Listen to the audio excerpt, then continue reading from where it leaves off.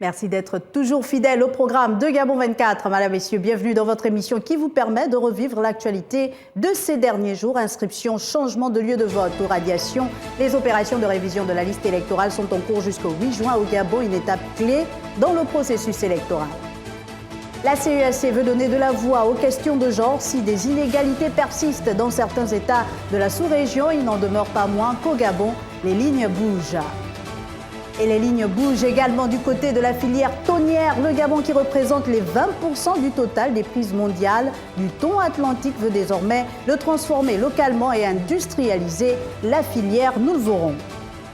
Après 3 années d'arrêt en raison de la Covid-19, la Grande Nuit des Arts Martiaux de Maître Monfumbi Wapacha signe son grand retour. Amateurs et professionnels des disciplines martiales vont renouer avec les tatamis.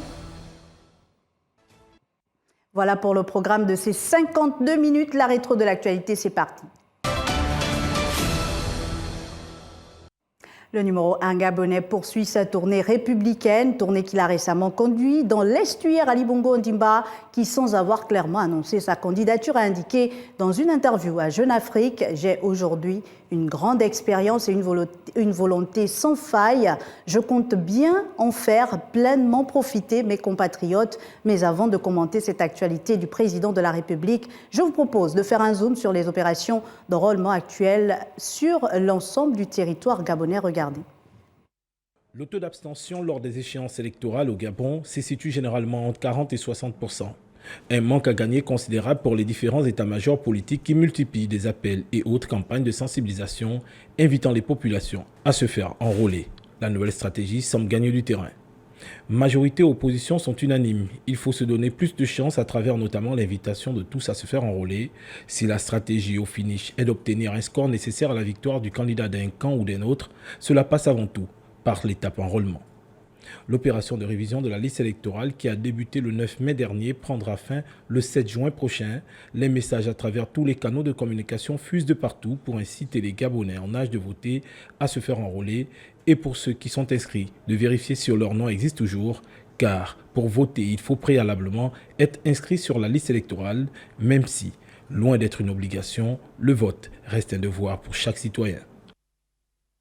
Et pour parler de ces questions en rapport avec la politique au Gabon, Jean-Cyril Ndomengue, bienvenue dans ce plateau de la rétro de l'actualité, et Dimitri Abourneur également. Bienvenue, messieurs. Merci, Marielle. Alors, on vient d'écouter un élément, de suivre un élément sur l'enrôlement. Est-ce que vous-même, vous vous êtes déjà fait enrôler, messieurs? Pour ma part, oui, je suis régulièrement inscrit sur le fichier électoral. J'ai pris le temps d'aller vérifier si mon nom est sorti. J'ai constaté que c'est bien le cas. Et c'est la même chose également, pareil pour John Cyril. Je suis régulièrement inscrit, même si je n'ai pas encore eu le temps d'aller vérifier sur les listes électorales. Vous êtes donc de bons citoyens, mais peut-être rappeler, messieurs, la nécessité aussi de se faire enrôler, Dimitri. Bien sûr, le ministère de l'Intérieur, par la voie d'une grande conférence de presse qui marquait le lancement de cette opération de révision de la liste électorale, avait voulu marquer les esprits pour vraiment inciter de plus en plus, comme on dit, les primo-électeurs à aller se faire enrôler massivement. En précisant que les primo-électeurs sont ceux qui n'ont jamais voté de leur vie. Il faut toujours bien expliquer les choses. Pour ceux qui ont eu donc 18 ans, qui sont arrivés à l'âge de la majorité, entre la dernière révision de la liste électorale qui avait lieu en 2018, lors des législatives et des locales, et 2023. Donc ces primo-électeurs qui sont invités à se faire inscrire massivement sur le fichier électoral, mais également des personnes qui souhaiteraient changer de lieu de vote, ou encore des citoyens qui ne se sont jamais fait inscrire sur le fichier électoral. Mais le ministre de l'Intérieur a tenu également à rappeler une chose, et il a martelé là-dessus, l'opération de révision du fichier électoral n'est pas synonyme de réinscription. Il ne s'agit pas d'une réinscription parce que pour il faut bien le préciser parce que moi, par exemple, j'étais inscrite lors des échéances dernières à Fougamou. Comment je fais? Est-ce que je retourne à Fougamou puisque je suis maintenant à Libreville? Justement, c'est l'innovation donc de cette année qui est issue de la concertation politique qui a été organisée en février par les pouvoirs publics en association avec donc les acteurs politiques de l'opposition. Ils ont donc mis une disposition qui permet à tout citoyen de pouvoir se faire inscrire pour les primo-électeurs sur place, quelle que soit la localité. Si je suis par exemple ici à Libreville pour des raisons professionnelles et que je suis régulièrement inscrit à Fougamou et que je voudrais peut-être changer de lieu, partir de Fougamou pour Alors, Libreville. vous avez parlé de primo-électeurs, voilà. Donc c'est pour tous les électeurs voilà. cette mesure. Oui. Cette mesure qui permet donc à tout le monde de pouvoir aller dans n'importe quelle mairie d'arrondissement ou mairie centrale, de pouvoir procéder à quelques opérations de son choix. John Cyril, on note quand même une forte communication autour de l'enrôlement cette année, avec un fort engouement aussi des populations. Moi, j'ai l'habitude de voir, quand je me rends à mon lieu de travail, je regarde un peu les mairies d'arrondissement, etc., et tous les autres endroits où il y a cette révision de la liste électorale. Est-ce que l'enjeu de ces échéances de cette année est assez particulier? Pourquoi on note cette grande mobilisation? Peut-être pas que l'enjeu serait différent, mais tout simplement parce que les Gabonais ont décidé de se saisir de cette occasion pour pouvoir s'exprimer. Et il y a certaines personnes qui se demandent si le message, sinon l'indice glissé entre autres par la présidente, Madame le Président de la Cour constitutionnelle, Marie-Madeleine Moranzo, lors de la tournée de cette institution dans le pays, a permis à ce que les gens s'approprient véritablement ce devoir, comme Dimitri l'a rappelé tout à l'heure, qui est tout à fait citoyen, en se disant, au lieu de me plaindre quant à l'issue d'un vote, oui, il faudrait que je me plaigne en sachant que j'ai pris part à ce vote. Voilà, en quelque sorte, ce qui pourrait peut-être justifier cet engouement qu'on note autour des lieux d'enrôlement.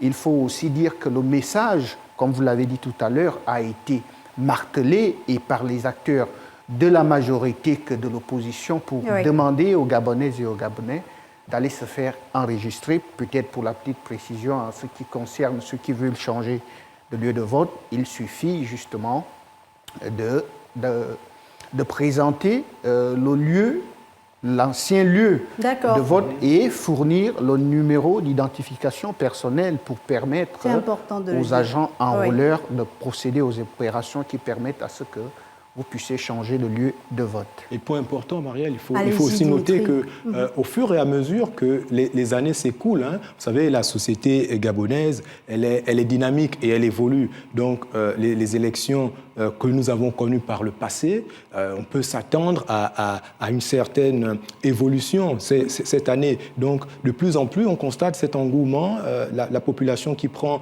de plus en plus conscience de l'importance, de plus en plus mature aussi, voilà, de l'importance du vote. Et puis, on ne peut pas occulter le fait qu'il y a également l'avènement de ces réseaux sociaux qui ont démocratisé finalement la parole, et les gens utilisent des canaux pour s'exprimer de plus en plus. Et c'est également par ces voies-là que les pouvoirs publics. Et d'ailleurs, en parlant de réseaux sociaux, on a beaucoup entendu parler ces derniers jours d'enroulement. Juste préciser aux populations qu'il ne s'agit pas de se faire enrouler, mais plutôt enrôler. C'est bien cela, messieurs. Tout à fait. Et la période électorale, John Cyril, je sais que vous voulez dire encore quelque chose, mais vous allez pouvoir le dire, même si nous ne sommes pas encore en campagne. Le processus électoral, il a commencé et c'est la période propice, j'ai envie de dire, pour des opérations de charme. On a remarqué, le président de la République est de plus en plus présent sur le terrain. On l'a vu initier une tournée républicaine dans l'Interland, à l'intérieur du pays, une tournée républicaine qui l'a ensuite continué ici au niveau de la province de l'Estuaire, au Vindo, à Kanda. Emploi, conflit homme-faune, environnement, santé, route, c'est peut-être l'heure du bilan pour Ali Bongo Ondimba. John Cyril. Oui, l'heure du bilan, même si je vais peut-être aller un peu plus vite en besogne lorsqu'il s'est agi de l'interview du président de la République accordée à Jeune Afrique. Ali Bongo dit qu'il n'est pas homme à ressasser le passé, mais il sera bien obligé de ressasser le passé quand il s'agira de faire le bilan. Et pour ne pas dire qu'il est en train de le faire déjà, parce qu'il faut qu'il défende d'une certaine façon son bilan auprès des Gabonaises et des Gabonais dont il a obtenu le mandat, on pourra dire que Ali Bongo Ondimba, comme on l'a déjà dit, je pense, qu'après son retour au pays, il a fallu qu'il aille à la rencontre des Gabonaises et des Gabonais, qu'ils descendent de nouveau sur le terrain pour renouer tout simplement avec l'arrière-pays.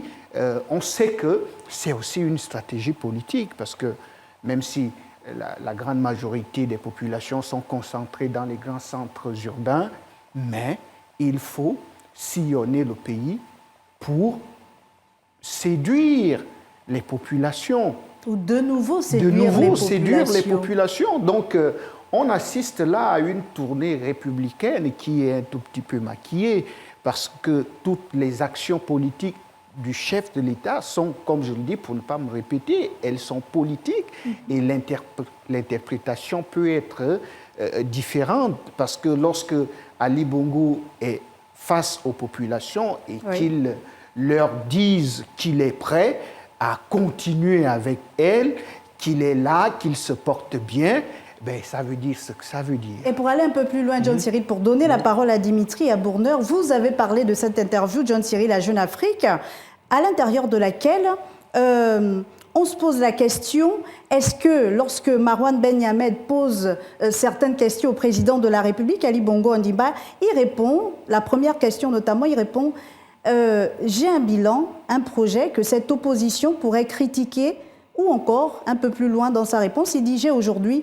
une grande expérience et une volonté sans faille. Je compte bien en faire pleinement profiter mes compatriotes. » Est-ce que, Dimitri, le doute plane encore sur l'éventuelle candidature du président de la République à cette présidentielle de 2023 ? Marielle, je dirais que le doute, il s'agit d'un vrai faux doute parce qu'on a bien compris que le chef de l'État qui est arrivé donc au terme de son mandat, 7 ans passés à la tête du pays, a pris conscience de sa responsabilité politique, sa responsabilité publique d'aller rendre compte à ces mandataires, finalement, qui lui ont confié le pouvoir souverain du peuple pour être le numéro 1 gabonais. Ils lui ont confié leur suffrage. Leur suffrage, justement, pour être le numéro 1 gabonais tant clamé ici et ailleurs. Et donc, finalement, il va au contact de ces populations pour aller rendre compte de ce qui a été fait. Mais il en profite également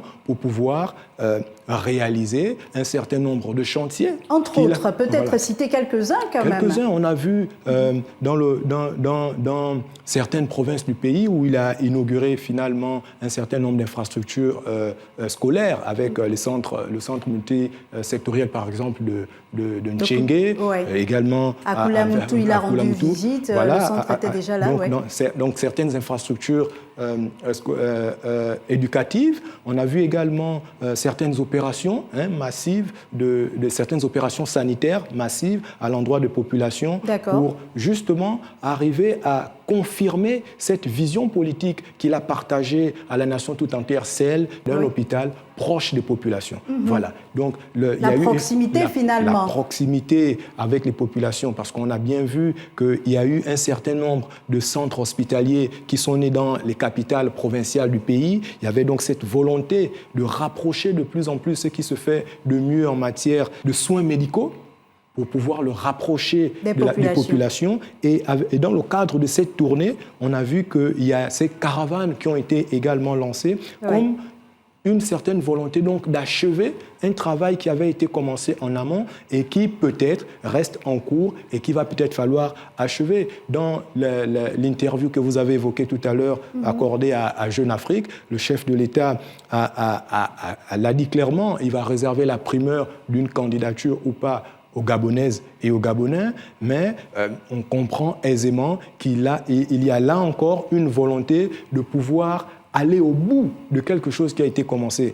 Il a évoqué ce difficile accident vasculaire cérébral dont il a été victime. Qu'il avait déjà évoqué en début avril lors de l'anniversaire en différé de son parti, de sa formation politique. Voilà, il est encore allé plus en détail finalement dans cette interview, mais surtout pour rappeler sa vigueur actuelle. Il l'a dit, il a retrouvé toutes ses capacités mentales et intellectuelle, donc il est prêt à aller jusqu'au bout. Donc c'est véritablement, la lecture que nous faisons aujourd'hui est véritablement une responsabilité que le chef de l'État a pris sur lui de se rapprocher de ses compatriotes. J'aime beaucoup le mot responsabilité que Dimitri ne fait qu'évoquer depuis le début de son propos, et je me tourne vers John Cyril qui esquisse un sourire parce que au début, Dimitri a dit responsabilité politique du chef de l'État, responsabilité encore à la fin de son propos. Mais j'ai envie de souligner encore une phrase dans cette interview célèbre à Jeune Afrique. Je n'ai pas toujours été satisfait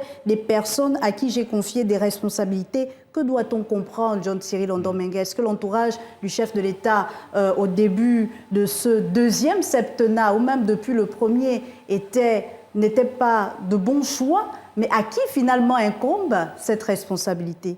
Alors, cette partie est lourde de sens. Pourquoi? Parce qu'à côté, Ali Bongo répond à une question en disant que finalement, il ne va plus avoir une confiance spontanée et totale. Pas dans la même interview, mais lors d'un face-à-face avec des populations, il a clairement dit qu'il va surveiller le gouvernement. Ce qui veut dire qu'aujourd'hui, on peut comprendre qu'il a certainement fait confiance à certains individus et au finish, il n'a pas été satisfait. Les résultats n'ont pas été à la hauteur. Ce qui veut dire que responsabilité, certes, parce que c'est finalement Ali Bongo qui sera face aux Gabonais pour justifier les 7 ans qui lui ont été accordés. Responsabilité, pourquoi? Parce qu'il faut démontrer qu'on est capable d'assumer un nouveau mandat. Responsabilité, pourquoi? Parce qu'il faut être capable, aujourd'hui, dans le concert des nations, de faire avancer les choses, de faire bouger les choses.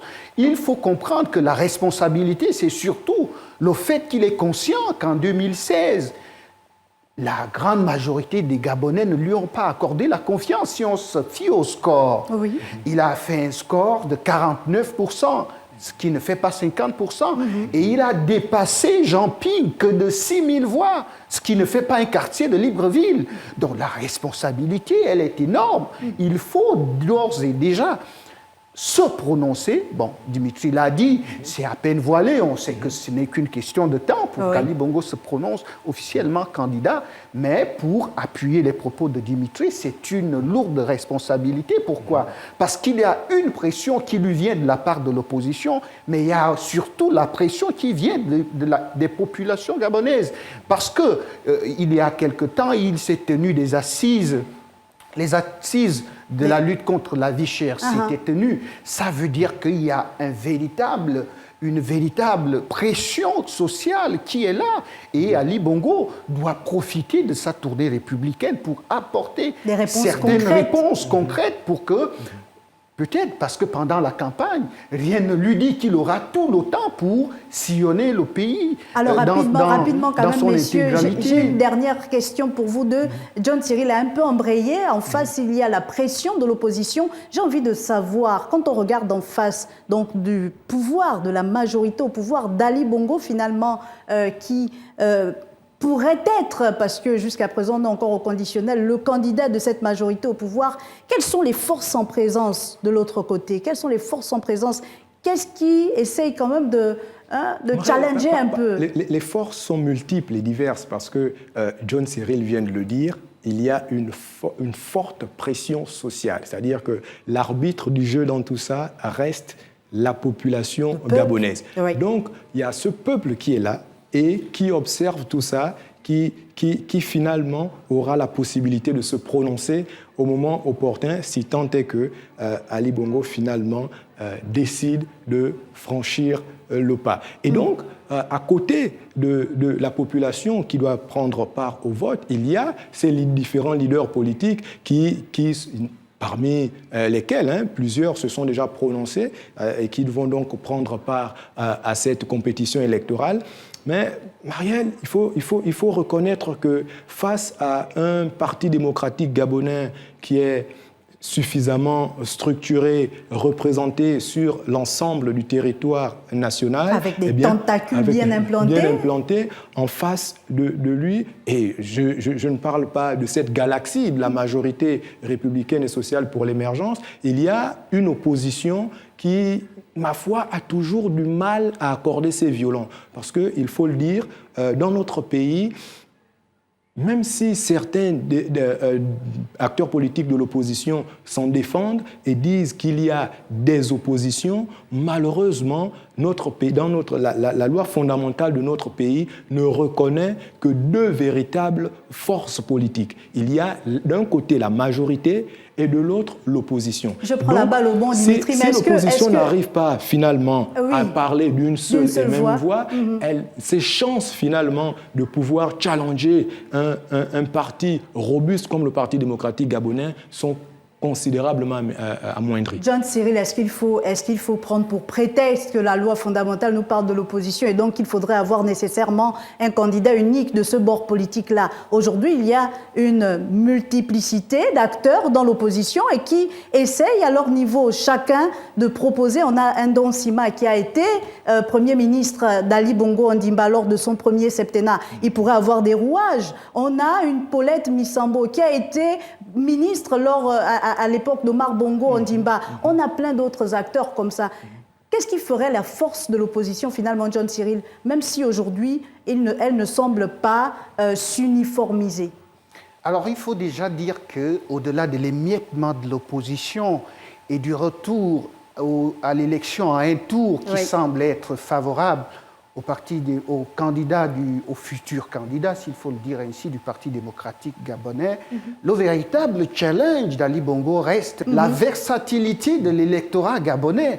Parce que face à cette pression sociale qu'on vient d'évoquer tout à l'heure, il suffirait que quelqu'un se lève, je ne sais d'où, pour venir brandir quelques mots et on va voir des foules se mobiliser autour de ce candidat. Pourquoi ?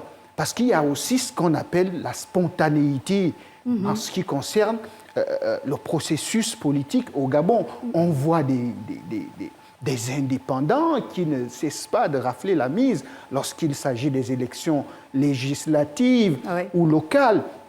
Qu'est-ce qui ne nous dit pas qu'une surprise peut se produire lorsqu'il s'agit d'une élection présidentielle? Je crois que le camp de la majorité sociale et républicaine est bien conscient de ces données politiques. Voilà pourquoi Ali Bongo, lors du 55e anniversaire du Parti démocratique gabonais, était revenu là-dessus pour avertir ses militants et dire « il faut faire attention, il ne faut pas prendre la prochaine élection comme étant acquise. Il faut se mettre à l'évidence que les Gabonais vont analyser les différentes offres politiques qui leur seront soumises pour choisir. Donc là, aujourd'hui, il faut extrêmement faire attention quant au visage politique d'un individu. Donc il ne faut pas parler aujourd'hui d'un candidat de l'opposition qui ferait peut-être l'unanimité autour duquel, ce candidat autour duquel tous les autres vont s'agripper, comme ça a été le cas presque à la dernière minute en 2016. Et voilà, donc le véritable challenge, comme Dimitri l'a dit, reste le peuple gabonais. Parce que de ce peuple peut surgir un candidat indépendant qui voilà, donc il faut être extrêmement prudent. Je voudrais quand même préciser que c'est très intéressant, là, tu l'as effleuré là tout à l'heure, les différentes offres politiques, mais ça doit quand même être finalement l'élément déterminant qui pourrait faire pencher l'électorat d'un côté ou d'un autre. Ali Bongo, il se gaillardise d'en avoir un qu'il a présenté depuis 2009 jusqu'en 2016. Mais qui a quand même subi plusieurs hémorragies au fil du temps. Et donc, il a rappelé dans son interview que finalement l'expérience serait une force, surtout quand elle est couplée à de la volonté. Et il a reproché à ses adversaires politiques de l'attaquer beaucoup plus sur sa personne à lui, plutôt que de l'attaquer sur son bilan. Alors quand je parle des hémorragies, c'est surtout pour sa formation politique. Oui, tout à fait. On a vu en 2009 des hiérarques du Parti démocratique gabonais démissionner. En 2016, c'était la catastrophe. Tout à fait. Est-ce que même en 2023, là, on se pose encore la grande question? Mais justement, c'est ce qui est intéressant à observer, Marielle. Ce qu'on constate en 2023, c'est que les mêmes hiérarques d'hier sont en train de faire leur retour petit à petit. René Ndémézo, mais voilà, ce qui est particulièrement curieux. On ne citait que cela. Et j'allais dire que c'est finalement une caractéristique de la société gabonaise, hein, où au lieu de voter plutôt un projet, les gens ont tendance à voter un individu. Et ce sera votre mot de fin, Dimitri Abourneur. Merci beaucoup à vous d'être passé sur ce plateau. John Cyril Ondomengue, c'est toujours un plaisir. Messieurs, on va observer avec beaucoup d'attention l'actualité qui sera certainement intense de ce mois de juin. Et j'aurai du plaisir à vous retrouver peut-être, pourquoi pas, le mois prochain. Merci encore, messieurs. Et c'est avec vous que je referme cette première partie de la rétro de l'actualité. On se retrouve juste derrière cette transition pour la deuxième partie.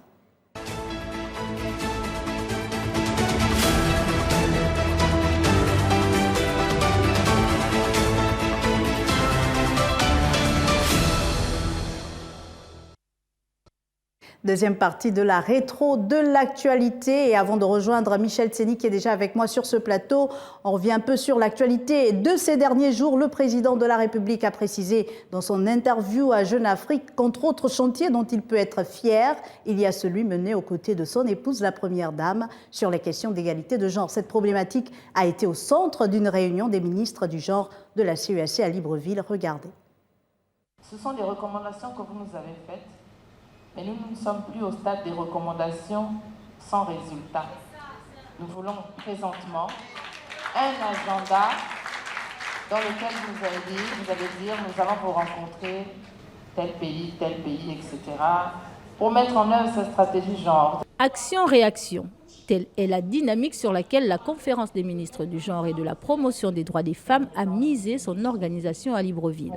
Ce vendredi, un pas de géant a été franchi par l'engagement du représentant du programme des Nations Unies pour le développement. En anglais, on dit « show me the money », montre-moi l'argent. J'ai dit que je vais vous montrer 1 million. 1 million pour commencer. Je vais faire un plaidoyer. Ça, c'est un engagement personnel que je vais faire. Il y a combien de pays dans le CAC? Il y a 11. On est 11.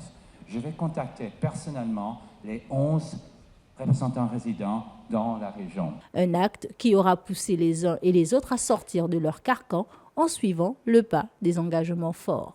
Et alors là, je m'engage aussi, pas juste à coordonner, mais je m'engage aussi comme ONU Femmes, et nous en avons parlé effectivement avec la CEAC, mais avec Madame la Ministre également, de se dire, pour que ceci voit le jour, ou pour que ceci puisse vraiment avoir une impulsion, il faut un appui technique additionnel, et un appui technique additionnel à la mise en œuvre des recommandations. Et donc ONU Femmes fournira cet appui technique à travers une personne que nous comptons baser ici au Gabon. L'atelier sur le renforcement des partenariats pour une meilleure mobilisation des ressources en faveur des droits et l'autonomisation des femmes en Afrique centrale aura tenu toutes ses promesses ce vendredi à Libreville. Après des décennies de plans d'action, de chartes, de programmes, le leadership gabonais porté dans le cadre de cette activité sous-régionale par la Première Dame du Gabon entend ne pas être une rencontre de plus. Michel Tseni, bienvenue. Ce n'est pas une première fois et j'ai toujours du plaisir de vous avoir dans ce plateau de la rétro de l'actualité. Merci d'être là. Merci Maria Bio. Michel Tseni, vous êtes une des femmes fortes de cet espace sous-régional de la CEAC. Il y a eu 21 recommandations lors de cette grand-messe sur le genre. Est-ce qu'on peut revenir sur certaines d'entre elles, les plus importantes peut-être? Alors, Marielle Biogou, il faut dire que cette grande messe qui a rassemblé les 11 États de l'Afrique centrale, notamment les ministres du genre et de la promotion de l'égalité hommes-femmes, a tenu, on va dire, à l'heure actuelle, toutes ces promesses. Ce sont des engagements. On parle notamment de mettre en place une convention commune. À l'intérieur, vous aurez par exemple des lois spécifiques, comme au Gabon, où on a cette loi, la loi 006 de 2021, qui porte contre les violences faites aux femmes, qui devient chef de file parce que le Gabon est leader. Vous avez également la levée des barrières culturelles qui ne favorisent pas l'épanouissement des femmes. Et donc, cet appel a été lancé par tous les États membres pour que la CAC puisse tenir véritablement ses promesses.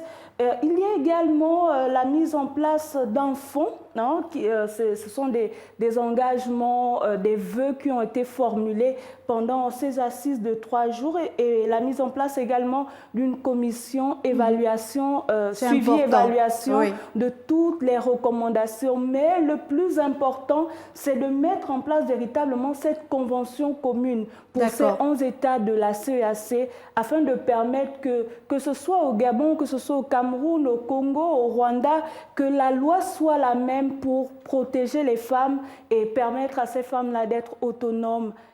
Très intéressant, Michel Tséni. Le fait que cette réunion se tienne à Libreville, la capitale gabonaise, c'est déjà un signal fort pour montrer un peu le caractère avant-gardiste du Gabon sur ces questions.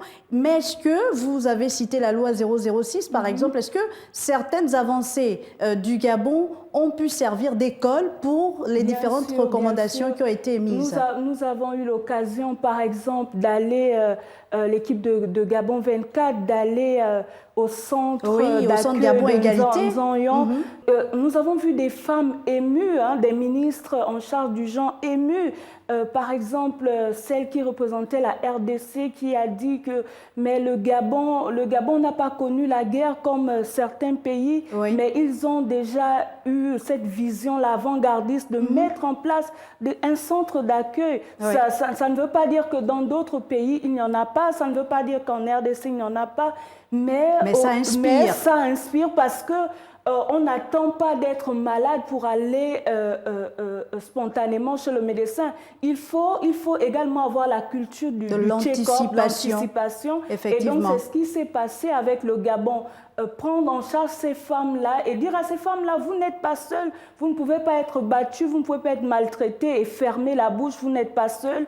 Ce centre-là donne l'occasion aux femmes d'avoir à nouveau confiance en elles. Un gros enjeu lié notamment au lancement de la zone de libre-échange continentale africaine. Quelle place, Michel Tséni, pourrait, pour la femme, j'ai envie de dire, quand on sait que ce sont, par exemple, les principales actrices dans le secteur de l'agriculture, ça c'est un exemple qui me vient comme ça. Vous avez eu un large panel de ces femmes, un large éventail. Vous avez certainement rencontré certaines d'entre elles. J'ai eu l'occasion de rencontrer un des représentants du PNUD qui parlait notamment de cette zone de libre-échange continentale qui est une aubaine pour les femmes, hein, de la CEAC, qui représente plus de 50% de la population de cet espace communautaire. Et donc, dans la zone de libre-échange continentale, puisque les choses sont en train d'être implémentées, il va falloir que la femme soit au centre. Et pour que la femme soit au centre, il faut que cette femme-là s'implique non seulement dans les sphères décisionnelles, mais également dans les différents comités qui ont été mis en place. Et donc, il va falloir également qu'on mette en place des lois, des textes, des règlements pour favoriser discriminantes pour toutes les personnes là qui ne souhaitent pas à ce que les femmes puissent s'épanouir, à ce que les femmes soient autonomes. Et donc, c'est dans le milieu du commerce, on parle par exemple de la levée des barrières, des barrières douanières. Est-ce que ces femmes-là qui ont des entreprises pourront également avoir le même accès que les hommes? Par exemple, parce que lorsqu'on est une femme, il faut transporter sa marchandise d'un pays à un autre. Et vous savez que les femmes elles-mêmes tiennent à ce que leur engagement soit réaliste et réel. Et donc, les femmes ont décidé également de s'impliquer dans la zone de libre-échange continentale.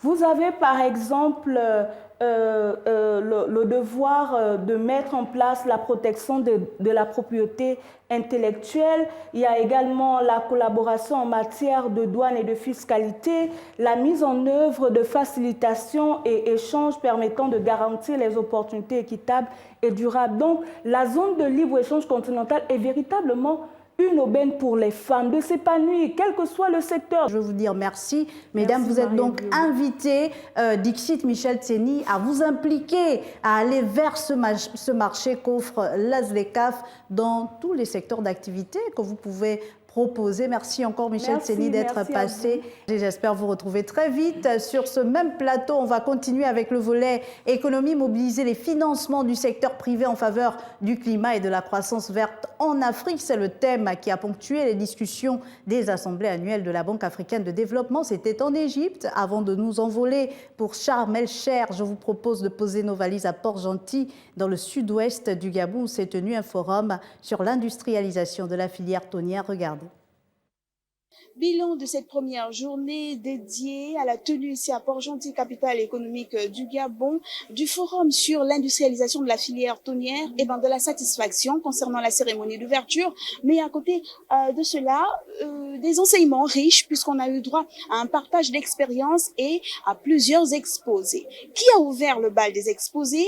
Le ministre de la Pêche et de l'économie maritime, Pascal Wagné-Omboué, lui-même, il a tenu à faire un zoom sur le secteur halieutique gabonais. Ce qu'on retient, c'est qu'il y a du potentiel, mais que ce secteur est sous-industrialisé, sous-exploité. Il faut faire bouger les lignes parce qu'il y a, comme je l'ai dit tantôt, du potentiel pour le faire. Écoutez un bout de son intervention. Nous voulons passer du Gabon bleu au Gabon industriel. Si nous considérons le Gabon bleu par une approche unidimensionnelle, on peut dire qu'elle est basée sur le constat d'une marche vers l'état stationnaire d'un secteur pêche aux atouts divers et variés. Un vaste domaine maritime, des ressources halieutiques abondantes, un environnement des affaires qui peut être très attractif.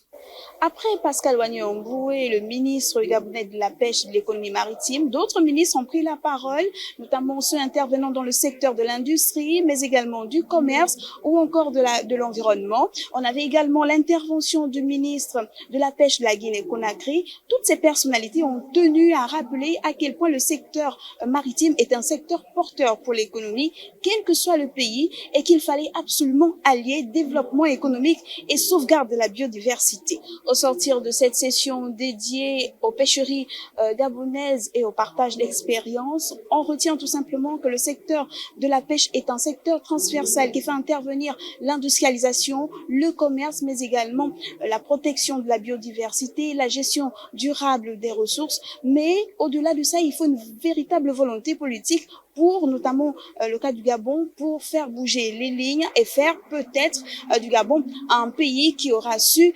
manager et transformer son secteur halieutique et le porter au plus haut niveau.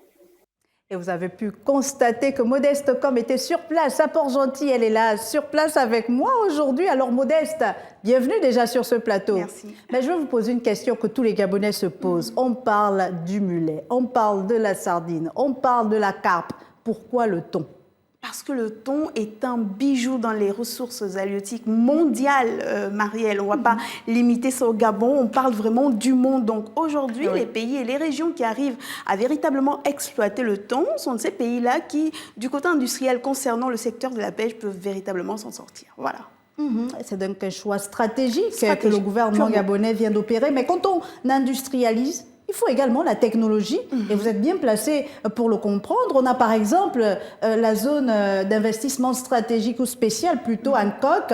On parle de la transformation du bois, on a vu toute la technologie qu'il y a là-bas. Aujourd'hui, on parle maintenant de transformer le thon localement, d'industrialiser le thon localement. Est-ce qu'on dispose de cette technologie-là ou est-ce qu'il faudra encore l'importer? Alors Marielle, vous venez d'une certaine façon de résumer l'ambition de ces assises qui se sont tenues à Port-Gentil. L'ambition, c'est d'abord de présenter le potentiel. Une fois on a présenté le potentiel comme il faut, on a la possibilité d'attirer un maximum d'investisseurs. Ce sont les investisseurs qui apportent la technologie. Nous, on dit, OK, on a du thon, on a de la sardine, on a ci, on a ça. Maintenant, on vous propose ça. Il suffit qu'on signe des partenariats qui marchent, qui fonctionnent, des partenariats qui peuvent créer de la richesse, créer des emplois, lutter contre la pauvreté. Et puis, vous nous apportez toute la technologie dont vous disposez pour exploiter notre thon. Donc, c'est véritablement ça l'ambition, l'enjeu derrière ces assises qui ont eu lieu. Oui, on a l'Union européenne qui est là, mais pas que. Il y a d'autres industriels qui peuvent s'intéresser au secteur du thon et puis faire véritablement quelque chose de cette filière-là, de la filière tonnière. Là, il y a la main-d'œuvre. Modeste, le Gabon, à ma connaissance, ne dispose pas encore d'école de la pêche. Et c'est également aussi l'un des enjeux derrière ces assises. Si on met en avant un secteur, il faut pouvoir amener les jeunes à la formation dans ce secteur-là. Donc, il faut former les jeunes. Il faut d'abord leur faire comprendre, avoir des expériences des autres pays, leur faire comprendre que le secteur de la pêche n'est pas réservé à une qualité ou à un genre de personnes. Véritablement, personne qui est intéressée par ce secteur-là peut s'épanouir et véritablement devenir un entrepreneur qui pourra tirer profit du secteur de la pêche de façon générale. Donc oui, il faut former, mais avant de former, il faut d'abord intéresser les jeunes. Maintenant, quand les jeunes seront intéressés, ils voudront être entrepreneurs, il faut regarder aussi les aspects financiers. Parce que vous allez avoir un jeune qui est sorti de l'université, intéressé par le secteur de la pêche, mais pour qu'il soit entrepreneur dans ce secteur-là, il lui faut une pirogue, il faut un moteur. La pirogue, on ne va pas la trouver au bord d'une lagune, il faut l'acheter, il faut la fabriquer, il faut la construire, il faut un moteur, donc il faut aussi des accompagnements financiers, donc accompagner financièrement ces jeunes-là. On a été un peu habitués au niveau du Gabon, et là ce sera peut-être la dernière question sur ce forum-là, vous aurez l'occasion de revenir sur ce qui a été dit concrètement. On a donc été habitués au Gabon, au fora, à plusieurs types d'assises. Concrètement, au sortir de là, ça démarquant cette industrialisation du thon, on continue de pêcher. Je le disais en introduction, le Gabon a 20% représente plutôt 20% de la pêche thonière dans le bassin atlantique.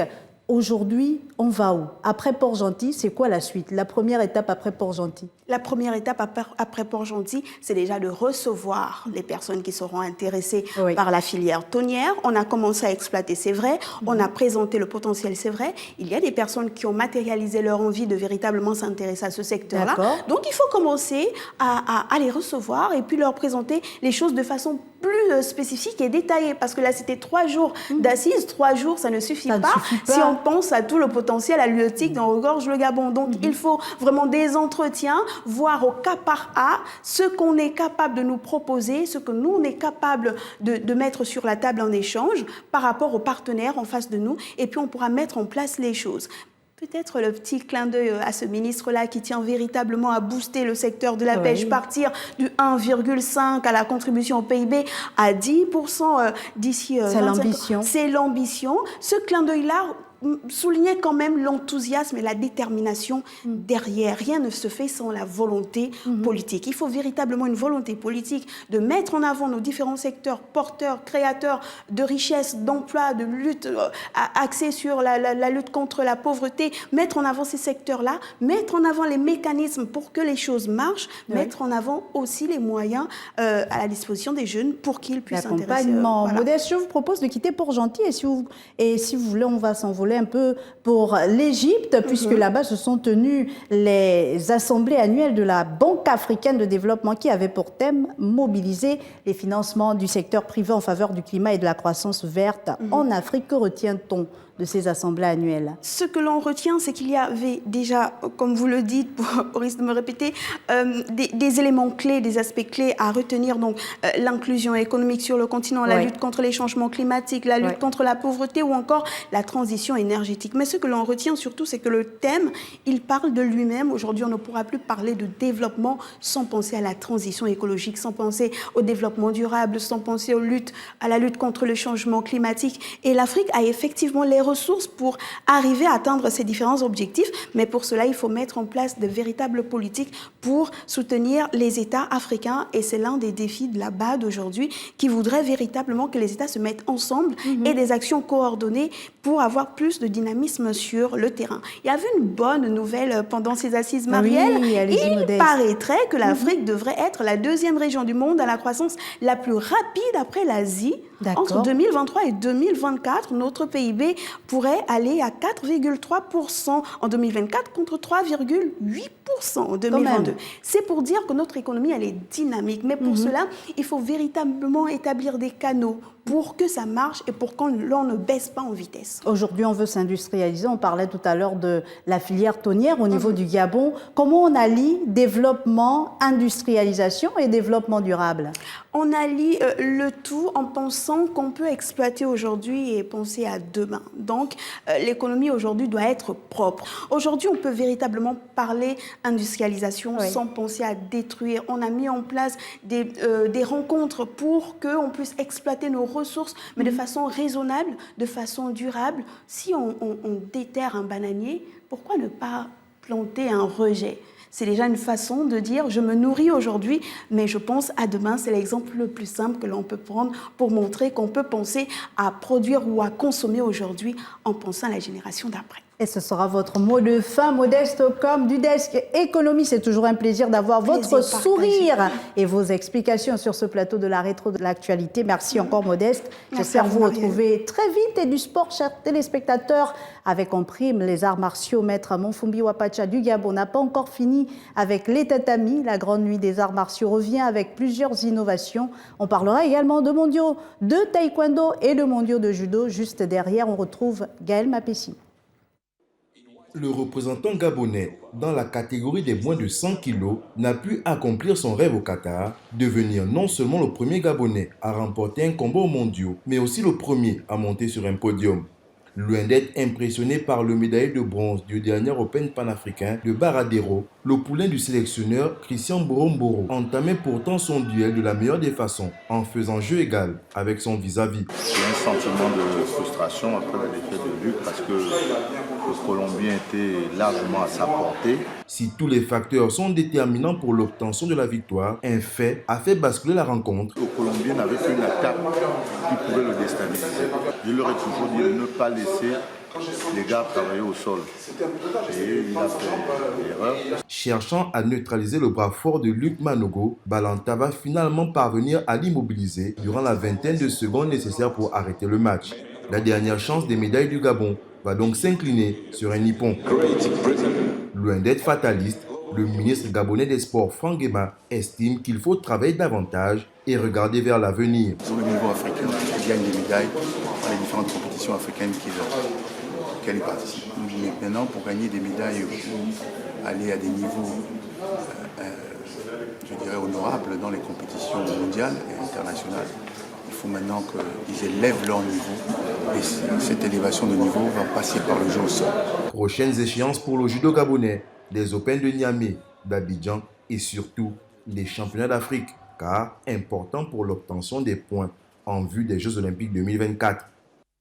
Gaël Mapessi, bienvenue dans ce plateau que vous connaissez déjà d'ailleurs. C'est toujours un plaisir d'être ici sur la rétro actuelle. Mais on ne parle pas de football aujourd'hui, on parle d'arts martiaux, en majorité même, puisque tous les éléments nous y emmènent. S'il y a bien un événement qu'on ne doit pas rater au niveau du Gabon, c'est la grande nuit des arts martiaux. Elle revient avec Maître Monfumbi Wapacha. Quelle histoire, Mapessi? L'histoire est formidable parce qu'il faut d'abord rappeler qu'elle revient après quelques années de Covid. Oui. La dernière édition de la nuit des arts martiaux, c'était en 2019. Oui. Donc, à cause de la Covid, les éditions précédentes ont dû être reportées. Et là, pour cette édition 2000... édition, je pense, ou la 28e en 2019. C'était la 28e édition. Voilà, parce que c'est la 29e qui avait été reportée. Donc là, on va le 16 juin prochain, ça va être la 29e édition. Il faut quand même rappeler que ça fait plus de 29 ans que la nuit des arts martiaux. La première édition, c'était en 1991 déjà. Donc on est à 32 années. Malheureusement, à cause de la Covid-19, on n'a pas 32 éditions. Donc c'est une édition qui vient avec certaines nouveautés, des innovations. J'allais d'ailleurs poser la question, est-ce qu'il y aura des innovations? Parce que quand même, après 3 ans d'absence des tatamis, on espère quand même voir du beau spectacle. Hein? Oui, au-delà du spectacle, il y a que Maître Monfumbi Wapacha a décidé d'organiser une soirée pour récompenser des awards, pour récompenser les différents acteurs, les partenaires, mais également les médias. Il pense très souvent à nous, parce qu'il sait que sans médias, il va être difficile que l'événement soit vu, su et regardé. Donc, il y a un award, mais aussi une particularité. Mais là, c'était quand même déjà depuis 2019. Ça revient un peu en force. Il y a que désormais, la nuit des arts martiaux se passe un peu comme une compétition. Avant, c'était spectacle pour spectacle. Mais aujourd'hui, maintenant, il y a des trophées à remporter au bout de chaque édition. Donc, notamment les trophées par rapport à l'applaudimètre, celui qui aura engrangé le plus d'applaudissements. Il y a l'aspect vestimentaire, il y a le timing, il y a les chorégraphies également qui sont là. Donc, ce sont les innovations pour cette 29e édition. On va passer à une discipline en particulier. On va parler de judo puisque en début mai, c'est tenu le mondial de judo. C'était à Doha, au Qatar. On a remarqué, oui, Teddy Riner, il fait rêver même nous qui ne suivions pas le judo et qui ne sommes pas des spécialistes. Mais à côté de lui, il y a des Gabonais on a aussi envie de rêver avec lui. Qu'est-ce qui s'est passé? Qu'est-ce qu'on retient de leur participation? Il faut retenir que ça s'est mal passé pour les 3 judokas gabonais qui étaient au Qatar. Oui. Après, il faut dire que quand même dans ce type de compétition, on a besoin de plus d'athlètes pour essayer d'engranger plus de médailles. Vous avez parlé... Est-ce qu'on n'en a pas assez au niveau du Gabon? On n'en a pas assez parce que là encore, il faut qu'un travail soit fait. Oui. On a eu le petit Fernand Quero qui est numéro 1 mondial en junior, malheureusement a combattu dans une catégorie un peu plus élevée. Il a combattu en senior. C'était un dur apprentissage pour lui. Est-ce qu'à ce niveau de la compétition, il n'y a pas possibilité pour la Fédération nationale de porter plainte ou d'envoyer un recours? Non, il n'y a pas de recours, c'est normal. Il peut, même si, vous voyez, c'est un peu le même principe dans le foot. Je peux être un junior, mais si j'ai les capacités d'évoluer avec les grands, j'évolue avec les grands, et ça a été le cas. Parce qu'il faut dire quand même qu'en judo, au-delà de l'âge, il y a les kilos.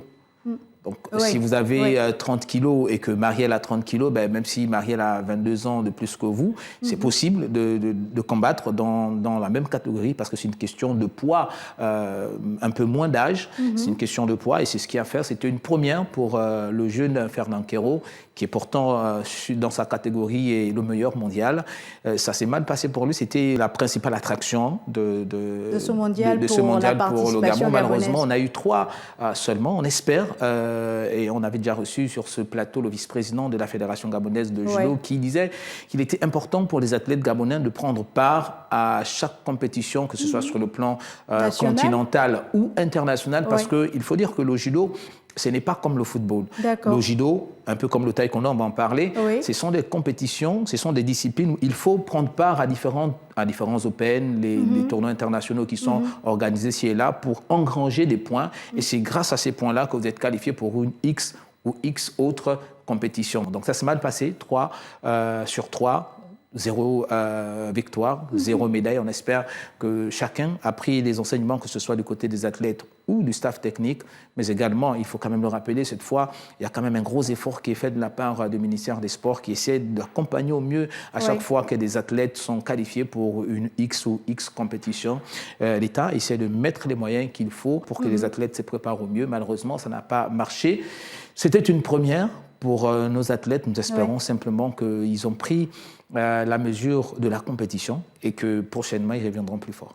Actuellement, à Bakou, c'est en Azerbaïdjan, se tient également le mondial de taekwondo, les mondiaux de taekwondo, le Gabon bien représenté, mais déjà dans la phase des éliminatoires, ou du moins qui ont déjà été éliminés avant, dans la première phase. Amar Sissé Moussa, Haroun Moubele, Ipopa, qui sont restés. On a eu un peu d'espoir avec Urgence Mouega, qui est arrivé jusqu'en 8e de finale.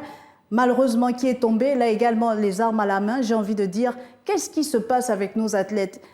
Au judo, vous avez dit, on n'a pas beaucoup de personnes. Ici, on a quand même des gens, on a des représentants, surtout notre figure phare, c'est notre Anthony Obam national.